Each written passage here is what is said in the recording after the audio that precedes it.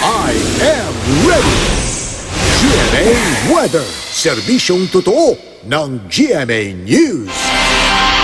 Mga kapuso, dalawa ang pangkaraniwang uri ng lindol at kapwa po ito mapanganib kaya dapat lagi tayong I am ready.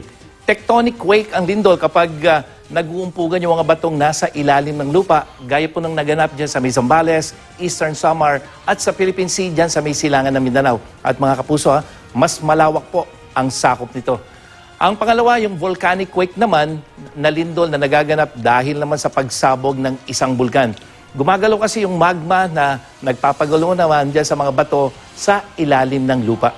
At para naman sa ating ulat panahon mga kapuso, patuloy ang pag-iral ng easterlies o yung mainit na hangin dyan sa may Southern Luzon, Visayas at Mindanao na magdadala ng maalinsangang panahon at mga ilang pagulan. Sa datos ng Metro Weather, may mga mahinang ulan dyan sa may Aurora at Northern Quezon bukas siya ng umaga, habang dyan sa may Ilocos Provinces, Abra at Apayao, may ulan pagdating sa hapon. Sa Metro Manila, bahagyang maula pa pero mababa pa rin ang posibilidad na umulan at nasa 39 degrees Celsius yung ating init factor sa tanghalian hanggang sa hapon.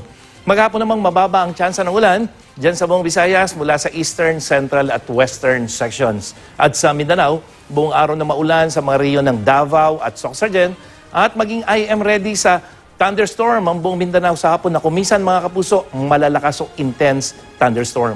Pinakamalisangan pa rin dyan sa may Cotabato sa Maguindanao na nasa 42 degrees Celsius ang init factor, nasa 41 degrees Celsius naman ang damang init sa Tuguegarao, Dagupan at Cabanatuan, at posibleng pumalo ng 40 degrees Celsius ang init factor dyan sa may Tagbilaran at Zamboanga City. Yan ang latest mula sa GMA Weather. Ako po si Nathaniel Cruz, magplano para sigurado. I am ready. Serbisyong totoo ng GMA News.